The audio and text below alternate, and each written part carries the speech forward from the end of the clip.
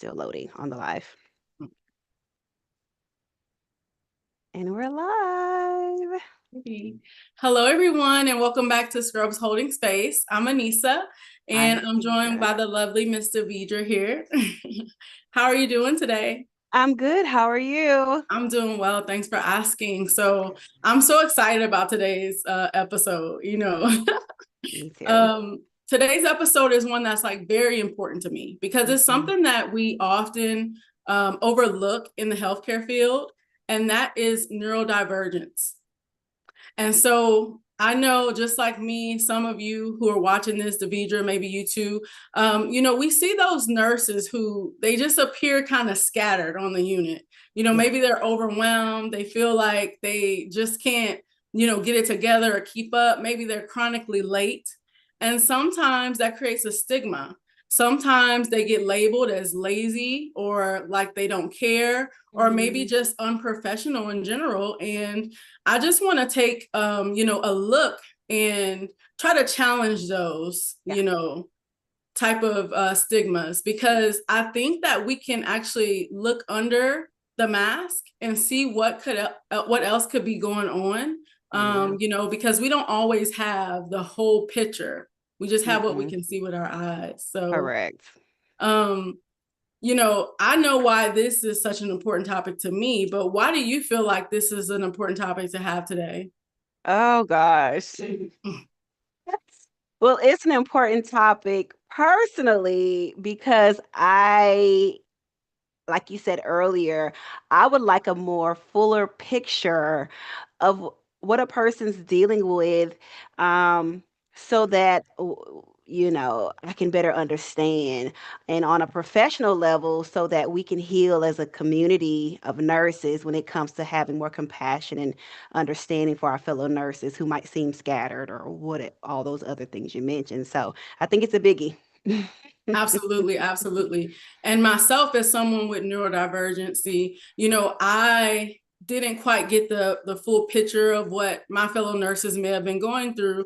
I knew my own internal struggles that I was dealing with, but it made more sense once I got a diagnosis of ADHD, why I was struggling so much, to keep up. So that's why I really want to focus on this topic. And so, I also want to dive into just what neurodivergence means, because I know it's one of those terms that people throw around, today. And so I really want to dive deep into what that is. But before I do that, I want to share a story with you guys. I want to hear it. Good. I'm going to read this story, and I want you to just listen to the story with an open mind, because it was very interesting to me. So if you're a nurse right now, listening to the story, I want you to just imagine that, you're the nurse that's waiting on your relief. You've been working all day, you're tired, you're ready to go home, and, you're waiting on your relief. So in there. It's 7 a.m. You've been on your feet for the last 12 hours. Your back hurts. You haven't eaten a meal all day. You've been answering call lights, passing meds, calling providers. You're exhausted. And all day, you've been counting down the hours until shift change. You glance at the clock. It's 7:01. Your relief still isn't here yet. Not surprised. She's never on time. 7:05. You already know what this is going to be like. 7:10. The other nurses are finishing report and headed towards the door, but you're still waiting. Again, you send a quick glance towards the unit entrance and nothing. A coworker looks at you and you guys exchange looks. Nobody has anything to say. Everyone knows who you're waiting on. And by 7:15, the frustration is starting to build. You have a family waiting for you. Your spouse is waiting on you. You were supposed to leave 15 minutes ago, and suddenly the unit doors swing open. Here she comes, walking fast, coffee in hand, lunch bag in the other, hair halfway falling out of a messy bun, wrinkle scrubs, back twisted sideways, out of breath. Sorry, sorry, sorry. The same thing she says every single shift. You force a smile, but internally you're annoyed. because this isn't an emergency. It isn't a flat tire. This isn't bad weather. This is every single shift. Yeah. Every single time. And if she's late every single shift, at some point it starts to feel like she just doesn't care. Mm. You start report, except she's not ready. Mm. She still is trying to log into the computer. She can't find her pen. She's rummaging through her bag looking for something. The report that should have taken 10 minutes takes 20, then 25. Now you're leaving later. Finally, you get home. The next 3 shifts pass, and now it's your time to come back and relieve her. You walk into the unit expecting a smooth handoff, but unfortunately, she's had one of those days again. The desk is covered in sticky notes, patient labels, scraps of paper, half-finished to-do lists, a cup of cold coffee, and you notice medications that still haven't been signed out, tasks that haven't been completed yet, a note she left reminding herself to call the provider, a reminder to chart something, another reminder to remember another reminder. Yeah. The shift starts to feel unfinished, scattered, chaotic even. She's still charting, still trying to finish documentation, still trying to remember what she forgot. You can't even start organizing your own day because you're helping her close out hers. Yeah. And again, the thought crosses your mind. How hard is it to just get it together? How hard is it to show up on time? How hard is it to stay organized? And how hard is it to be ready for report? And if you're being honest, most of us have worked with this nurse. Some of us have been frustrated by this nurse. Some of us have judged this nurse. And some of us may even be thinking about someone specific right now. So, Davidra, as I was reading that, did anyone come to mind for you? Anyone's? Yeah. I definitely could relate. You know, what was your first impression of this nurse as I was reading? The hypothetical story nurse or the one I really okay. Yeah, the one in the story. She's just all over the place. Mm-hmm. Yeah, and another thing I just picked up on is it's not that she's not trying, it's just not coming together because there's effort being made. It's just not coming together. That's my impression. Absolutely, absolutely. And I think people would make those assumptions like we talked about. You know, this nurse isn't respectful of anyone's time. You know, she's doing whatever she wants to do. She's getting here whenever she wants. And, you know, that's those negative assumptions that we tend to make, you know. Yeah. Do you think nurses would be frustrated, you know, in this case? Or do you think that there are some who may be sympathetic to what this nurse is experiencing? You're definitely going to get both sides. I've seen it where what I appreciate about your story is that nurse was apologetic. And it's not that she wasn't aware, it's like she knew herself that she was struggling and she's just like, I'm sorry. And so you have those nurses that would recognize she's trying and have compassion, and the other side who just don't care because they're only self-absorbed with their own stuff and they don't care. They're like mean anyway. So I've seen both sides of it for sure. Yeah, I definitely have too. And just like you say, there's two sides. Yeah. There's always two sides to a story. And with that being said, I want to give you guys a full picture of what's actually going on behind the scenes. So we're going to look at the other side of the story now. Please. Yes, I'm ready. Okay. So let's rewind. It's the same nurse, same shift, same day. But this time, let's look at what nobody else could see. So the alarm goes off. It's 5:30 a.m. She doesn't hit snooze. In fact, she hasn't trusted herself with a single alarm in years. There are 6 alarms set on her phone: 5:30, 5:35, 5:40, 5:45, 5:50, and 6 a.m. Because she's terrified of oversleeping, she sets these many alarms. The moment her eyes open, her brain is already moving. Did I chart everything yesterday? Did I sign off that medication? What patients am I going to be assigned today? Did I answer that text message? Did I pay that bill? What time is it? Where's my badge? She gets out of bed. She walks into the kitchen. She sees dishes in the sink.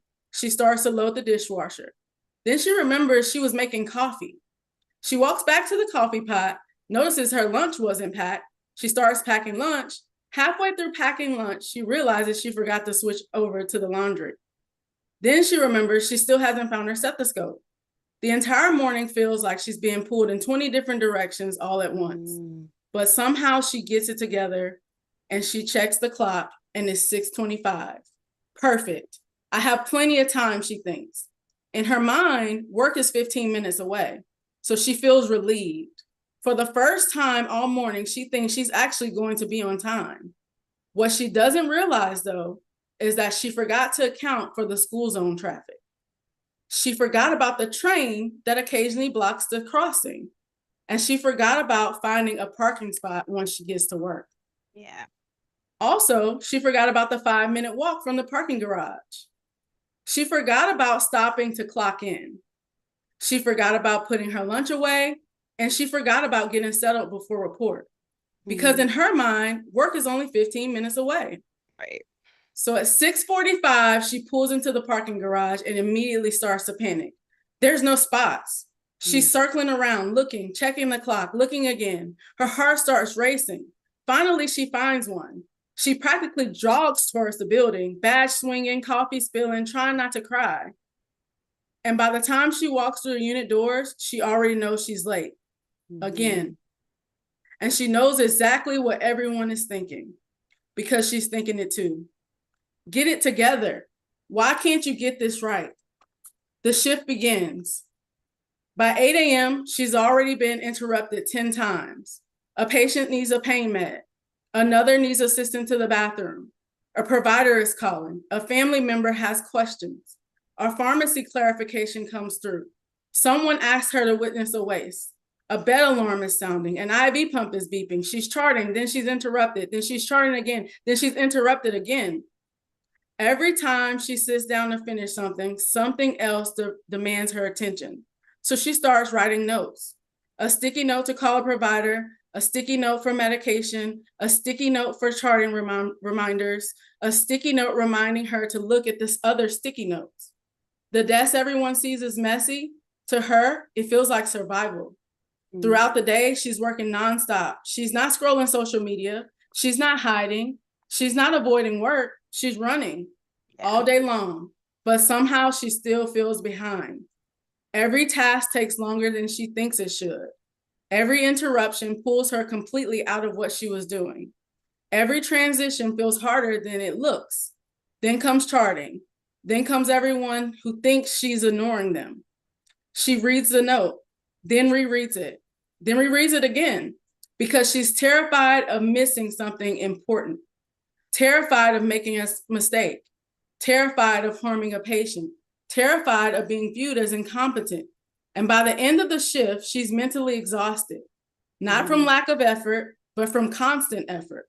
When the next nurse arrives to report, she's still charting, still trying to finish, still trying to remember if she forgot something, still trying to make sure everything is right. The same unfinished shift, the same messy desk, the same sticky notes, the same overwhelmed nurse everyone saw in part one. Nothing has changed. The behavior looks exactly the same. The difference is now you've seen the complete story. The part that was behind the mask. Yeah. So what changed for you as you began to listen to me, read the other side of the story? Just being able to walk in her shoes, that makes a huge difference, as far as perspective. Actually, it's like just listening to it before she even got to the hospital, she's had a workout of a day. So that's definitely the difference for me. Yeah. And it's like, I could almost imagine like the mental exhaustion, starting your day off in such a heightened state, your nervous system just, you're already on edge when you get into work. And then you're thinking about like what you maybe have to deal with because, people are going to be disgruntled when you get there. So that's how you're starting off your day, So that's, that's hard. Mm-hmm. Did you immediately feel like any type of sympathy for her, like as you were listening? Absolutely. I definitely felt sympathy for her because in my head, that's not just that day, it's all the time. And that can be exhausting, mentally, Yeah. physically, spiritually exhausting, just listening to Mm-hmm. it. Yeah. Mm-hmm. And one of the things that stood out for me, even just in personal experience, like on the unit, seeing Hmm. nurses like this and seeing how nurses react negatively, Yeah. and how little there is sympathy. Because, like, we're trained as nurses to observe, Hmm. assess, think critically. And when it comes to a fellow nurse, we don't really take the moment to try to witness what's actually going on. Hmm. We don't assess the situation at that time. Very We true. maybe observe and then cast our own, judgments on the situation, Hmm. but we miss that extra layer where we think deeper about what is maybe this nurse going on, why is she struggling, Yeah. so bad, Yeah. I don't think we so do a good enough job at all of doing that. absolutely. And I'll even say, like, I've been guilty of this before. I can remember, like, one time I was new to nursing. This was Hmm. like back in I think it was 2013. At the time, I was an LPN and I was going back to school for my RN. Hmm. And I was working what they called weekend special at the time. So that is 16-hour shifts every Saturday and Sunday. I And I remember had the week those. off to go to school. Hmm. So as you can imagine, after working 16-hour shifts, you're very, very tired and ready to go home. Mhm, mhm, And there was this one particular nurse, she would always be late.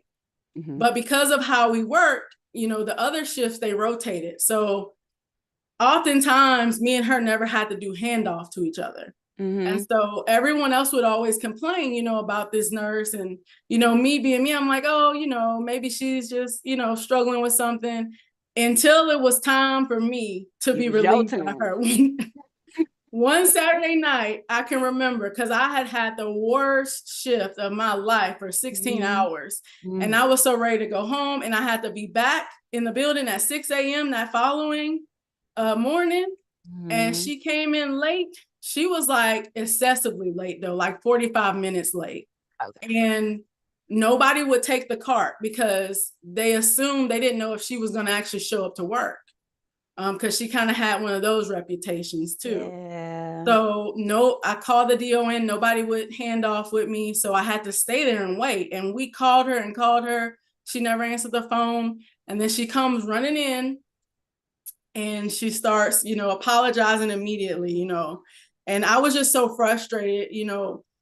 I was like very, very blunt with her.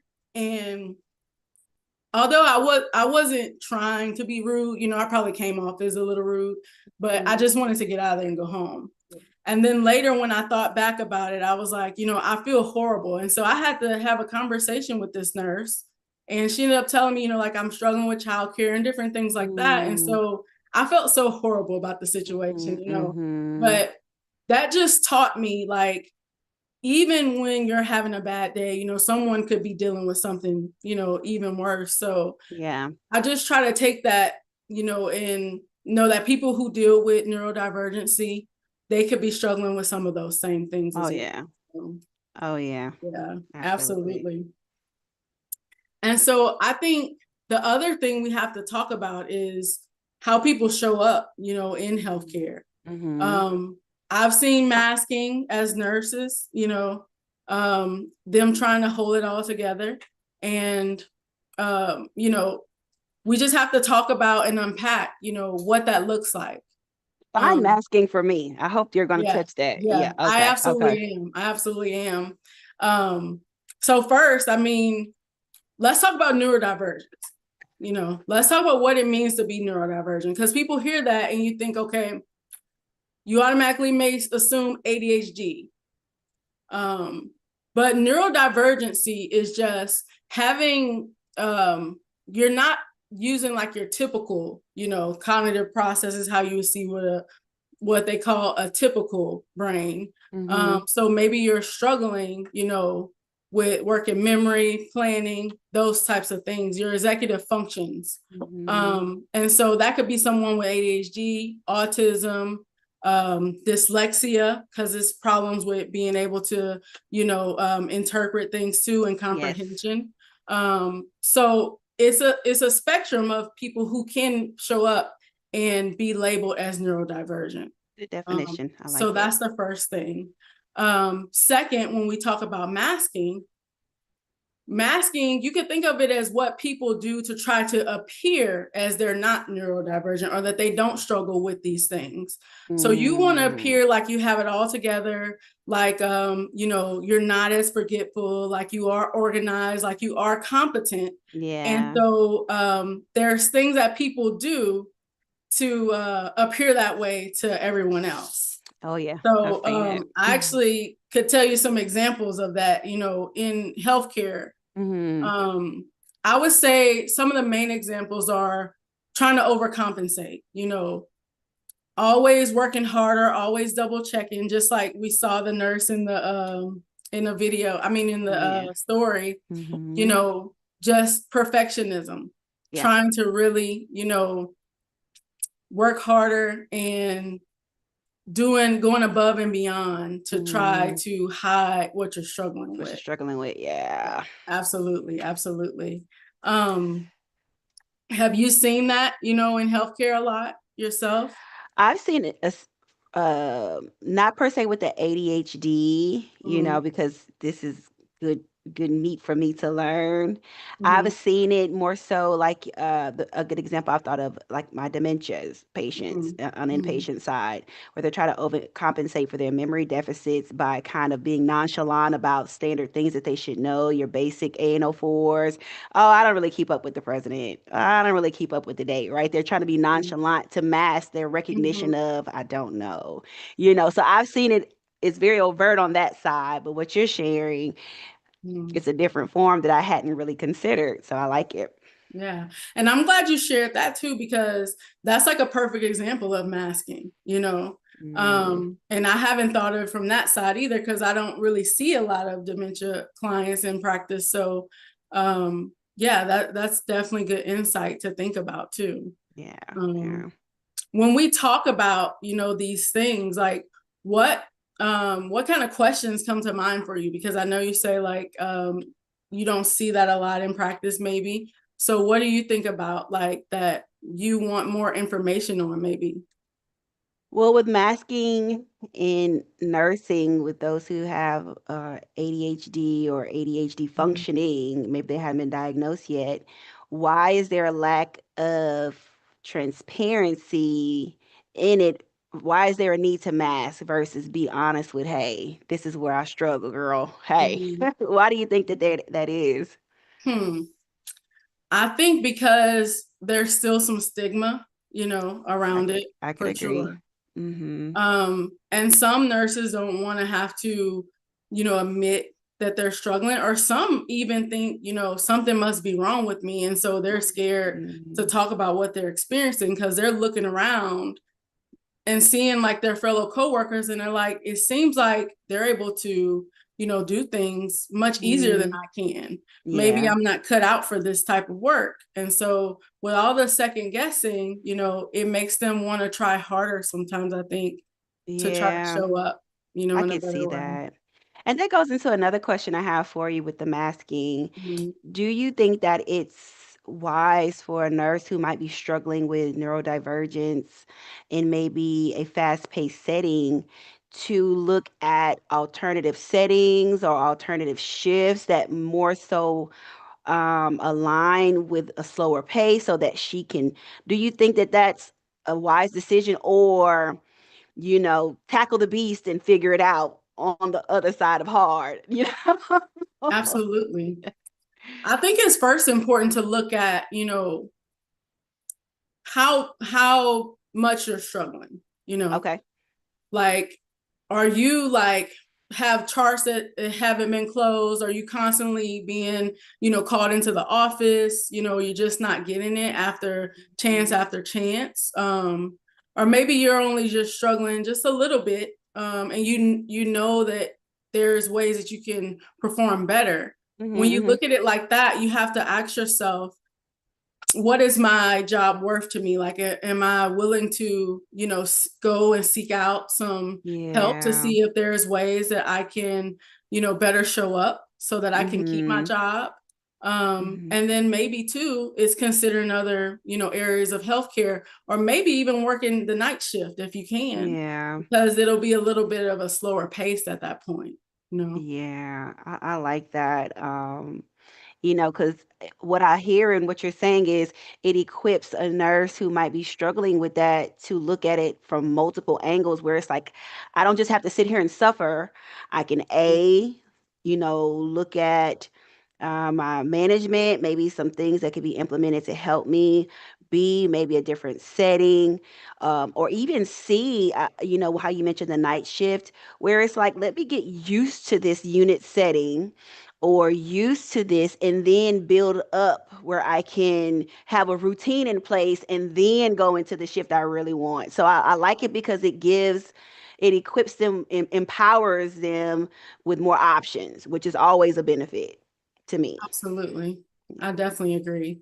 And then even with that, sometimes part-time, maybe working in that setting part-time, Hmm. so that you have, days off in between where you can kind of recharge and reset and then come Yeah, back ready to tackle the shift again. I like that. Absolutely. I like that. So that gives you some great insight on the masking portion of it. So you answered my Absolutely. questions for sure. Absolutely.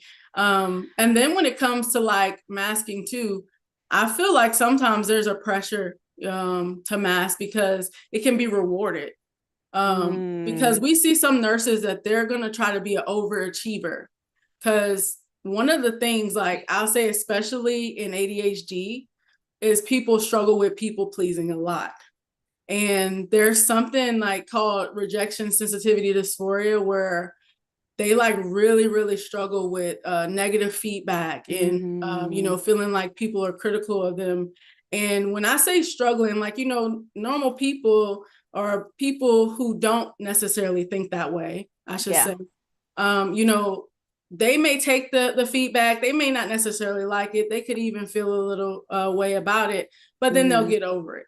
Mm-hmm. People with rejection sensitivity dysphoria, they will ruminate on this. And I mean, it could Mm-hmm. be weeks, months later, their mind will go back to that very moment. And it almost creates like a trauma response because they can't get past that moment.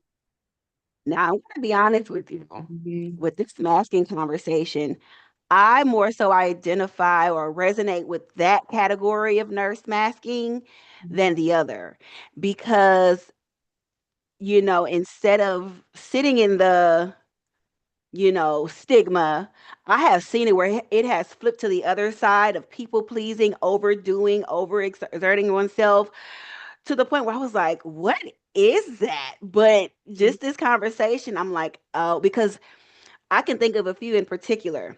Extremely busy, wouldn't ask for help, even though you can see that they were struggling.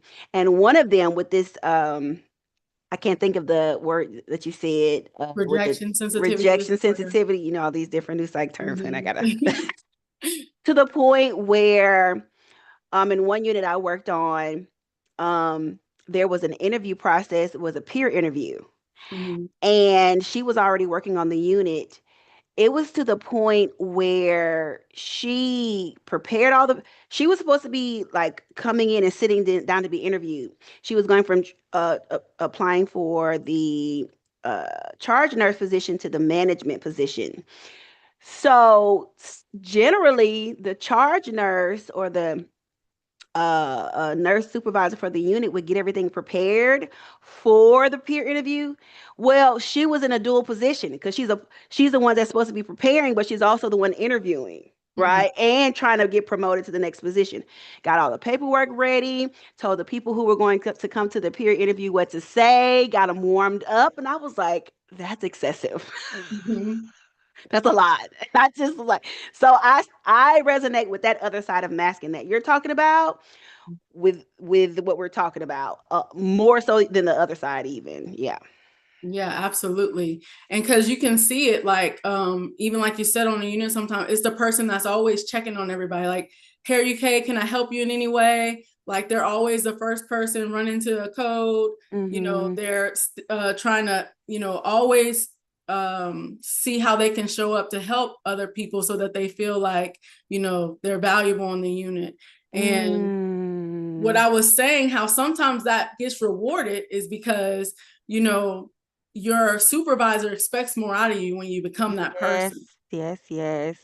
So the Mm. more you pick up shifts or, agree to stay over late when you're supposed to leave, they love that, because then they don't have to, come in. So Mm. And absolutely. and the scary part about that, I love this conversation because, well, I'll just get to the point. But the scary part about rewarding someone who's, operating out of an unhealthy place is that they're going to continue to operate from that place if you don't recognize, you know, I'm rewarding all the actions you're doing and you're contributing to the unit, not recognizing the person is drowning and they're hurting and they're striving to get rewarded and acknowledged.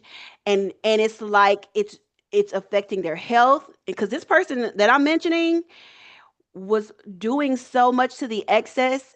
I think she was maybe in her 40s with had a stroke, started having seizures.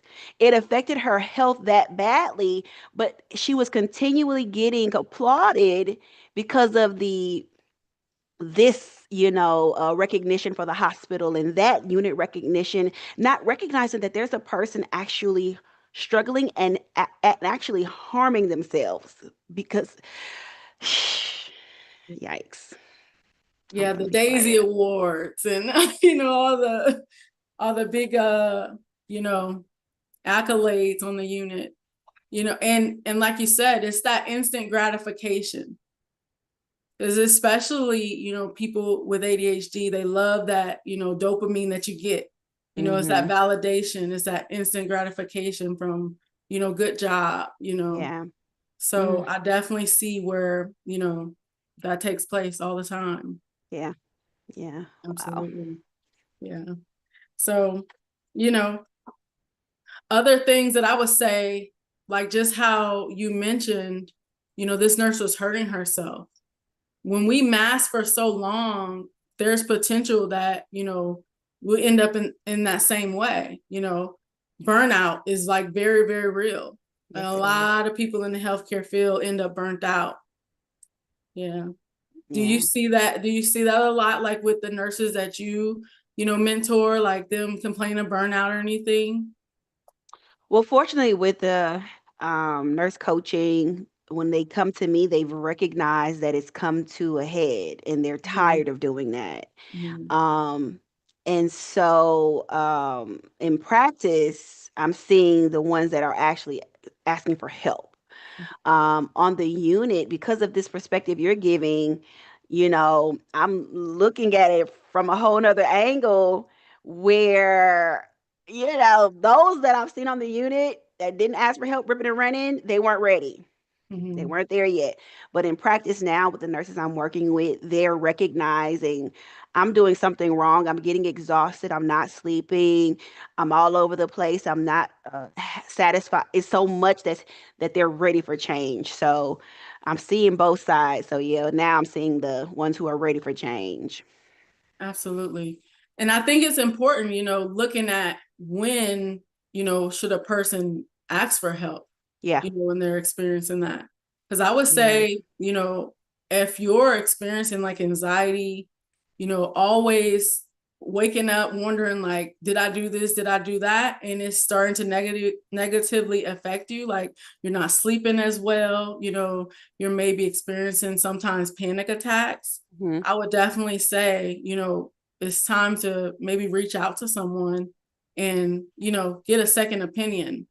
Hmm. It's, we don't Hmm. want, to be burnt out and end up, you know, out of work for even longer. Right. I'll say something I've noticed when it comes to that topic is that s- the nurses that I've worked with have operated from that space of running on fumes for so long that now that they're in their profession, they still feel like that lack of sleep, the many panic attacks, the anxiety, right? Even though it's heightened, they attribute it to this new profession and the fact that I've always been that way and don't recognize the urgency of getting help because I don't think they recognize the impact that it plays on their mental health, relational health, spiritual health, physical health, because they've been doing it so long that it's become their norm and just adding on the nursing and ripping and running and being, scattered or overwhelmed is just their new norm, and it's not that bad. And it's, yeah, yeah. It's like that person with the blood pressure of 175 over Absolutely. 100. And then Absolutely. when we're coming in the room and we're like, oh my God, your blood pressure's so high. That's like, no, that's not, that's how it always is. That's And normal. so and Hmm. we're like, you're gonna stroke out. So Yeah. people, even in what you're mentioning with neurodivergence or um, having ADHD and nursing, sometimes don't recognize the need to ask for help because that's their life. That's literally become their and lifestyle for a long time, and they don't see the need for intervention. Hmm.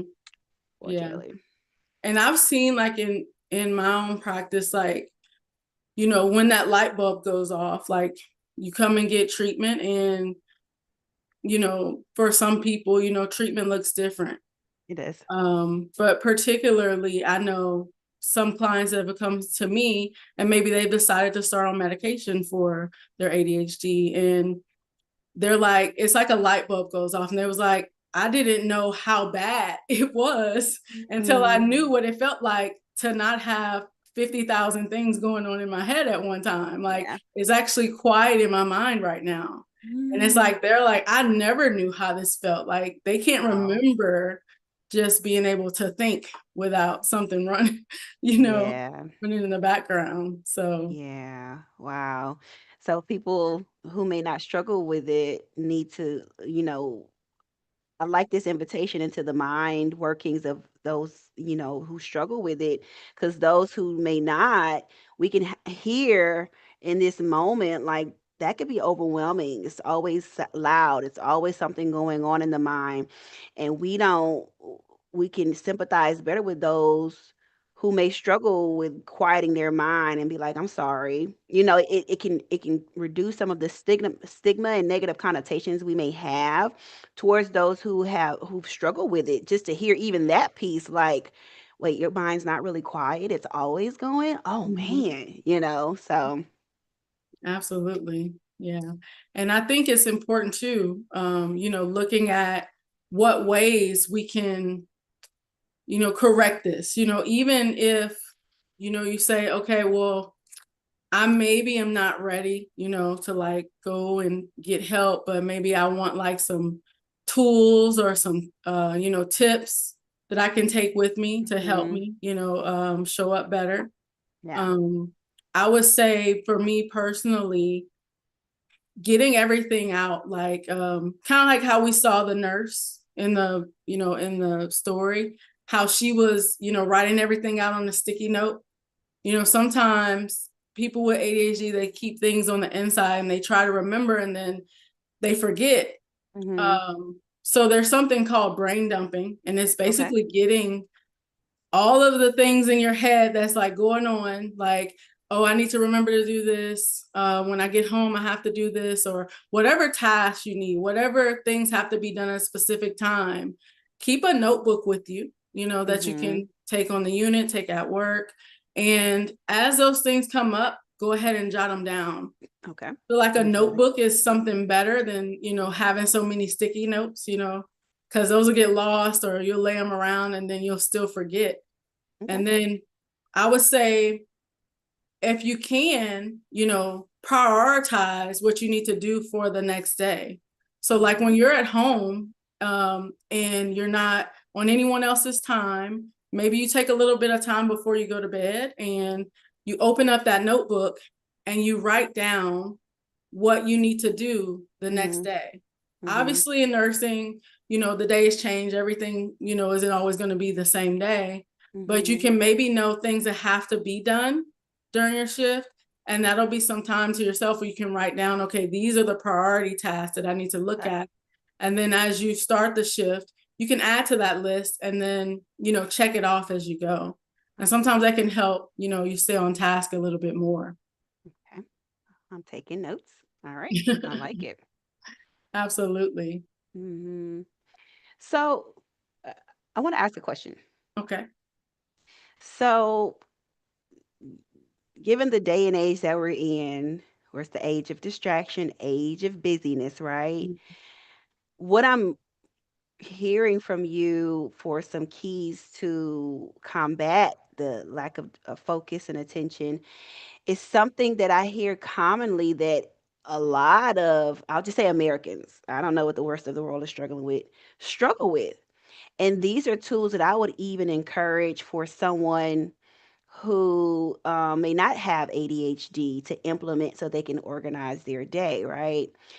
So my question becomes, um, what do you think the biggest difference in brain functioning? Because I know we talked about um, the methodology that the brain executes is different with neurodivergence versus not.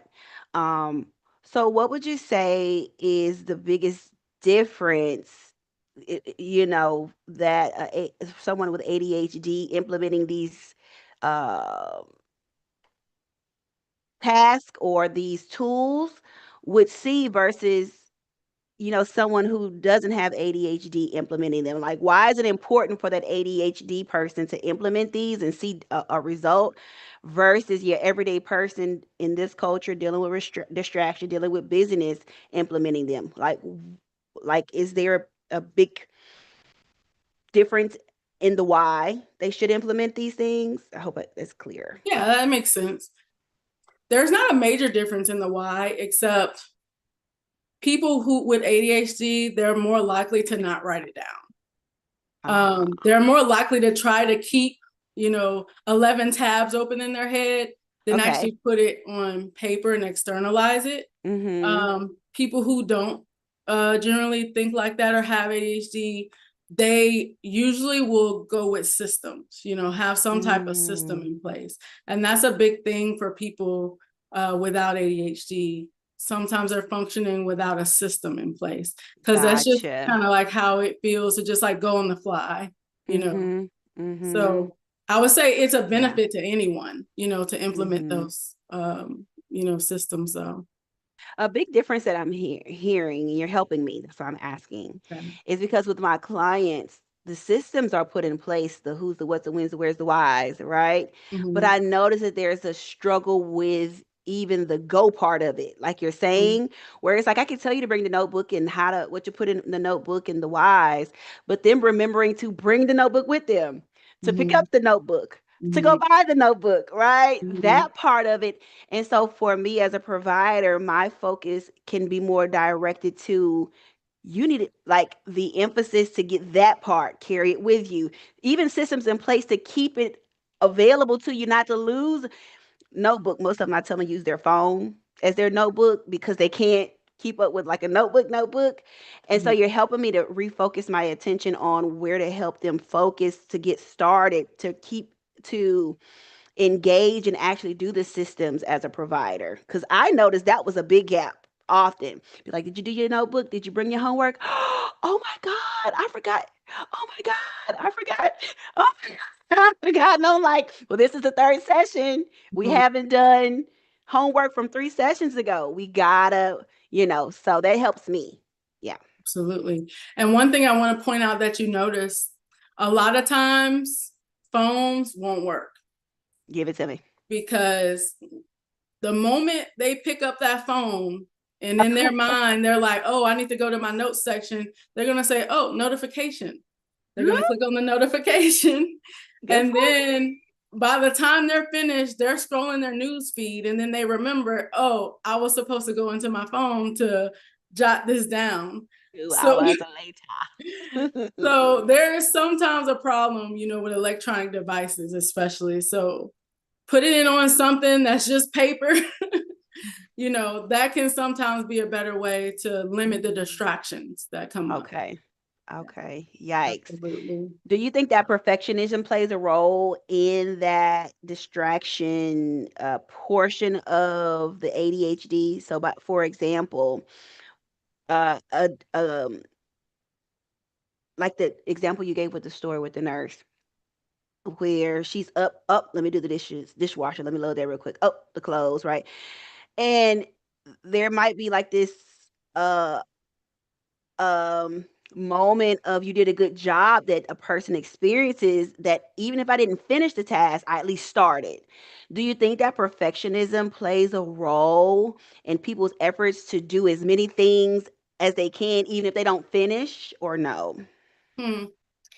I think it's more of um, let me do it like while I'm thinking about it because I know I'm not going to do it later, you know. Mhm. And some Mhm. people, they look at it as a whole of what all they have to do.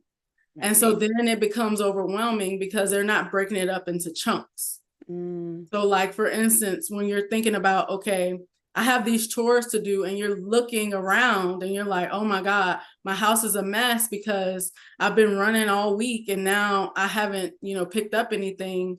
They'll look at it and maybe even start on it, get Mhm. distracted, and then go sit down and they're like, I'm exhausted now to do it. Yeah. Yeah. So I think it's Yeah. important, to remember to even do those small steps. Like maybe just load the dishwasher today and then you're good. Tomorrow we're going to focus on something else. Mhm. You know? Mhm. And I like that chunks method that you mentioned. I don't know if you got a chance to explain it for those who it might help in implementing the chunking method. Mhm. Absolutely. So it's basically just breaking down the tasks that you have to do into smaller pieces so it doesn't feel as overwhelming. Mhm. So in the like how I was saying with chores. So like if like, this one room in your house needs to be clean, maybe it's the kitchen. If you know that you're going to be overwhelmed by trying to sweep the floors, mop, put dishes away, load the dishwasher, Mhm. just tell yourself, pick the thing that's priority first. So maybe it's the dirty dishes that's the most priority, because maybe the Mhm. floor can be swept later or mop, but maybe these dishes are starting to have a smell. Yeah. So you're like, that's what's going to be priority. Okay. And then you take that and you just load the dishwasher or wash them. And Mhm. then you tell yourself, okay, good job. And sometimes people need a reward. Yeah. So if you look at it like you tell yourself, okay, let me set a timer because you can gamify it. Sometimes that helps people be able to get through it. Let me set a Mhm. timer and see how fast I can get these dishes loaded. I And like then that. once I load the dishes in the dishwasher and get them set, then I'm going to allow myself to go watch an episode of whatever my favorite TV show is. And then after Mhm. that, I'm going to have myself complete another task. I like that. So sometimes that could be a way to get through it. Yeah, it's almost like parenting, and I don't saying this in a way that I'm just it's just processing in Mm-hmm. my brain. It's almost like parenting yourself, where it's Mm-hmm. like, okay, if you do the dishes, you finish it, then you can go watch TV, Mm-hmm. like, where that executive function may have a lack in it, where you're implementing systems where it's like, I can only get the reward, I have to do the task first. And I think that if those who struggle with attention and focus, even those who don't, because we can do that too, like where make implementing the rule and sticking with it, Mm-hmm. where I say I have to finish first and then get the reward. And I think that it will retrain our brains, rewire our brains to focus a little bit more and then rewarding ourselves, because that's what we all want. Mm-hmm. We want the reward Yeah, for doing stuff. absolutely. And like a lot of times you have to create a sense of dopamine from what you're doing Yeah. because thinking about going to load the dishwasher is not going to sound fun. So Mm-mm. whenever you set that timer and make it a game, like you're actually getting bursts of dopamine while you're racing against the clock to try to Mm. load the dishwasher. And so that makes it, a little easier because there's Yeah. already like that lack of motivation, Mm. seen in ADHD to do things. So that's where you Yeah. got to kind of switch it up. I like that. Have you ever what do you think about coupling things that you actually enjoy or bring you pleasure with those more mundane tasks. So, for example, like with chores, coupling it with listening to some of your favorite nostalgic music that you can zone out to, or I don't know what some other things you can couple with it, aromatherapies. Mhm. Do you think that coupling would be helpful to those who struggle with initiating and completing mundane tasks? Do you think that would help or not so much? Yeah, absolutely, it can help. In fact, like some people benefit. Like if you have some work to do, like say you have work on the computer or you're in school, you have schoolwork to do. Some Hmm. people benefit from having that music playing in the background. Hmm. Some people have just a podcast or a TV show just running in the background because they need some type of stimulation or background noise to help Mm. them get through what they're doing. So it Okay. absolutely can. And Very another big cool. one that's become popular, the term body doubling, Oh. um, where you maybe, and there's apps you can do this. You can get on there with someone else, tell them what your goal is for today. Like, okay, today I'm going to clean my closet. And so Hmm. for the next hour, you and that other person sit there and work on tasks together. So it's kind of like that accountability partner helping you to get, That's through what you're cool. trying to do. I Yeah. like that. That's a great idea. Man, there's so many apps and stuff out there. That's so Yeah, cool. there are. Absolutely. So looking at this as a whole, like what would you say are like the major takeaways that you get from, knowing how, neurodivergency can show up, knowing how nurses mask in healthcare? I would say the biggest takeaways are to step back and really hear a person's story. Um, I think when we do our ADHD screenings, it's on a piece of paper and it's just check this, check that. And the accuracy of it is kind of like, it is what it is. But I think hearing a person's story and walk me through it a day. Because generally I ask like symptom based questions, Mhm. but I think just having them walk me through their day and what it looks like from the first person perspective will help me get a better grasp of the specific type of ADHD they may be dealing with, versus just using a external metric to gauge a person who's more than a piece of paper. So I probably say that's one of my biggest takeaways, and also. Um, with my patients, or nurses, um, now hearing about masking, bringing that into the conversation to decrease the stigma around it from an outside perspective so that they can walk in authenticity. Um, one thing that I heard earlier that, I think is important for all of us, whether that's neurodivergence, ADHD, depression. I think that exhibiting telling people where you're weak actually allows community to come around and embrace you and support you where you struggle. And so the reason for us starting this podcast is to humanize nurses again, right? We're humans, right? So we have to learn how to speak our truth, not make it an excuse or a crutch, but say, hey, I struggle in this area if I'm late.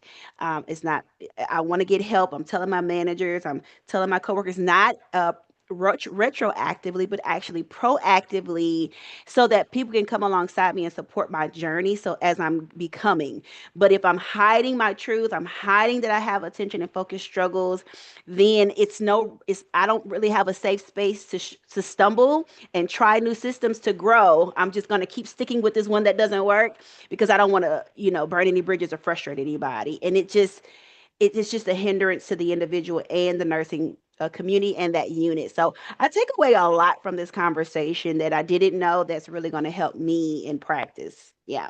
Absolutely.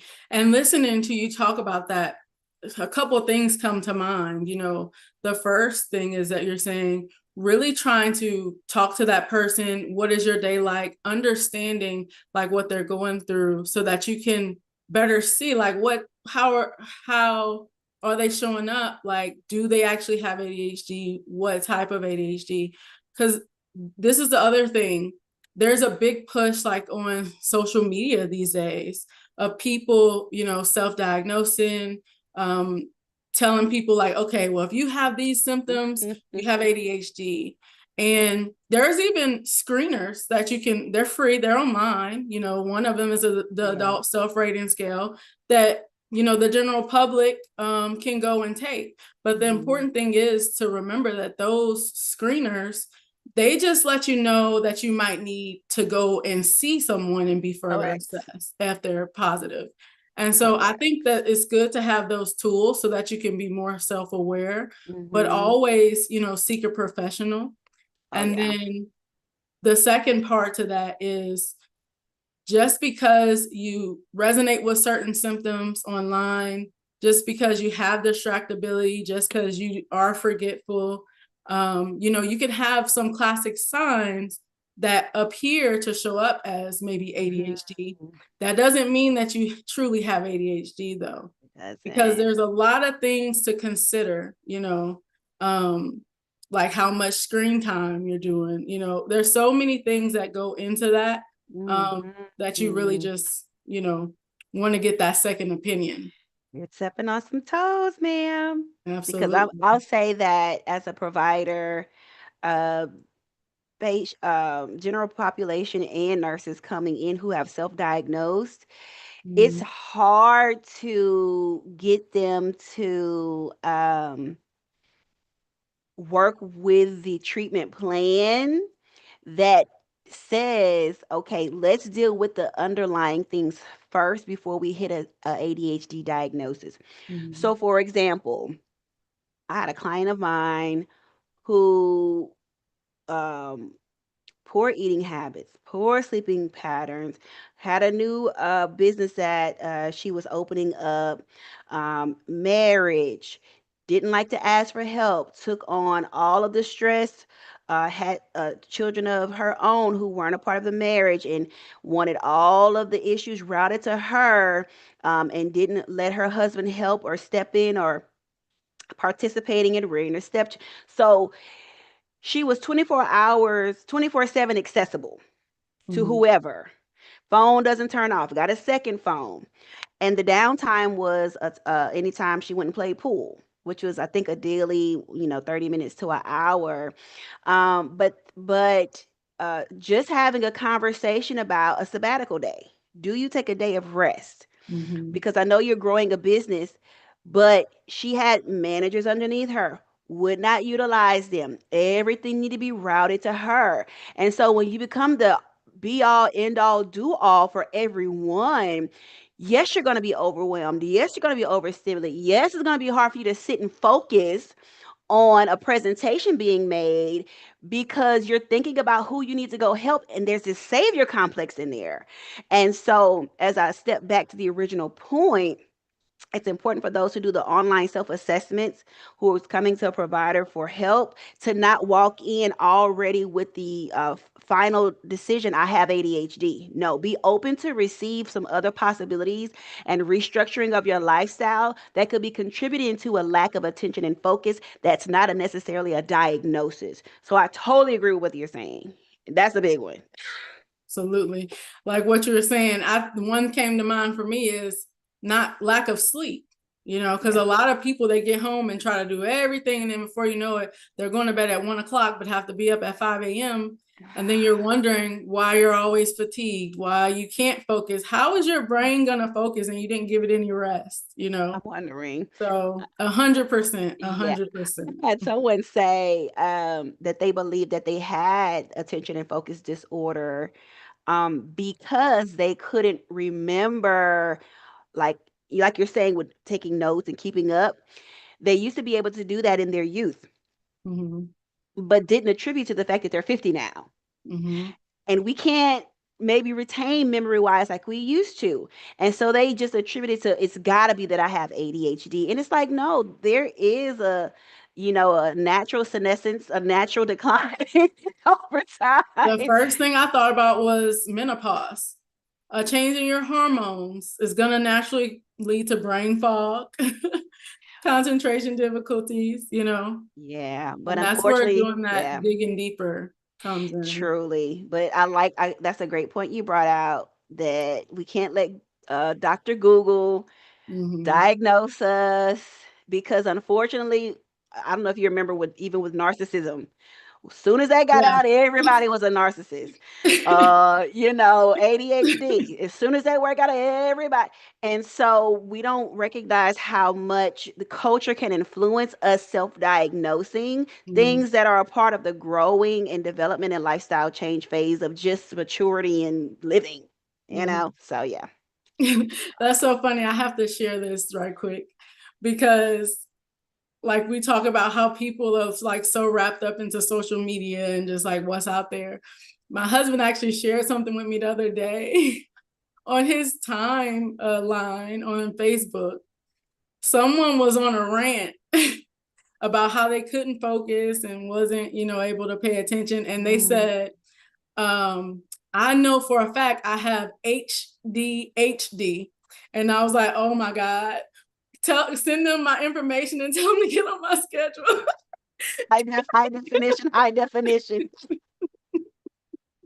Yeah. Yeah. Send them your info quick. Oh I'm my like, you goodness. know what? Yeah, get on my schedule. Let's talk about it. I got an opening tomorrow just for Right. you. Just for you. So Expeditiously. expeditiously, okay. No, I I do want to ask you a question. I don't know if you had anything else you wanted to add. I don't have anything else right now. You go ahead. Okay, just one question. Um, so um we talked about kind of the non-traditional methods, and I wanted to know if you can recommend any, because you mentioned hormones and some other things. Are there any for a nurse who might be thinking that she has ADHD, are there, because I know you work on the naturopathic side too, some other factors that might be attributing to lack of attention and focus? You mentioned hormones, which is a big Mhm. one that is not looked at nearly enough. Are there any other diagnoses or issues that could be masking itself as ADHD that you run into, that a nurse could say, okay, it might be this too to look into? Absolutely. And that can actually open up a whole entire conversation in its own. Okay. Because the first thing is ADHD is a neurodevelopment disorder, you Okay. know. So we don't just, contract ADHD or, not contract, but we don't just develop it, as we're like when we're 16, 17, it starts, when we're young, Mm. um, like in utero. Mm-hmm. So the things to look at are going to be lifestyle first and foremost. Our lifestyle factors can contribute. Diets, obviously, poor diets. People Mm. don't think about things like insulin resistance or fluctuations in your blood glucose as Great something that points. can cause brain fog, Mm-hmm. and like attention issues. We don't look at, like you said, hormones. We don't look at vitamin deficiencies Yeah. that cause chronic fatigue or, cause us maybe anxiety or different troubles with focus and Mm-hmm. distractibility. Other things could be medications that we're taking, Yeah. because there are side effects in different medications we're taking.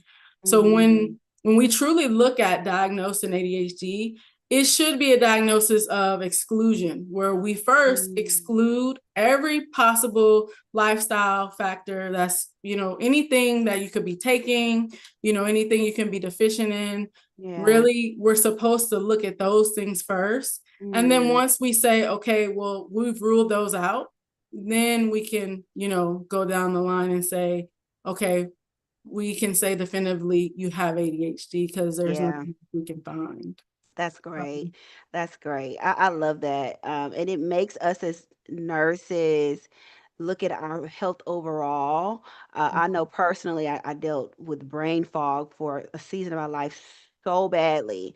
And I got enough rest, but then I remember changing my diet to eating more living foods, greens, fruits, vegetables, getting rid of meat, getting rid of these certain breads and I noticed that that fatigue, that poor gut health, all of these things, I was able to retain more and more sharp. I used to have to take a nap daily. Like Mhm. I wouldn't get a full night's rest, but I had to take a nap. And I noticed that my thinking capacity, working memory, ability to retain all these things really improved with my eating and water intake. And I haven't looked back since. So great points. All that. I personally experienced a change in that myself. So yeah. Yeah. That's my questions. Absolutely. Thank you. You answered them. Yeah. Because when I get to talking about that, I could talk about that all day long. That's a whole we have to Yeah. reserve for that conversation because Mhm. I don't even want to touch it because we'll be here all day. But we got to talk Absolutely. about that with nursing because it's a get up and go on the fly. Mhm. I don't want to touch it. But great topic, Anissa. Absolutely. Oh, Absolutely. Yeah. So I think for me, my main takeaway, like with this conversation, is that um, let's stop rewarding so much like the people who are showing up and just laying everything on the line for their jobs. Let's pay more attention. Let's yeah. observe. Let's assess. Let's think more critical and see what someone may be dealing with, and then also Mhm. having that sympathy for them, but also accountability Yeah. for how, those behaviors are affecting the unit. We can have Mm-hmm. compassion and accountability at the same time It's true. and, show up as a leader, especially if you're a nursing leader on the unit. Maybe, talking to that person, coaching or mentoring that person on what other places maybe you may excel in nursing that are slower paced. Mm-hmm. So just considering all those things will really make a difference, and then knowing when to ask for help. That's good. It Yeah, takes a village. We got to look out for one absolutely. another. That's what Absolutely. I'm hearing. Yeah. Yeah. But this is on time. It definitely This was. really helped me. And I'm just going to incorporate these things into practice. It gave me another perspective with some of my clients, um, that I can bring to our conversation because, I like to incorporate the psychotherapy component. And, this is just really good. This is really good. I feel empowered. Thank you. Yes, me too. Well, for anyone watching this, I hope you took something away from this. I hope you enjoyed the conversation as much as I have. Mhm. And stay tuned. Like and subscribe if you haven't done so already. And join us again for the next time we have another episode of Scrubs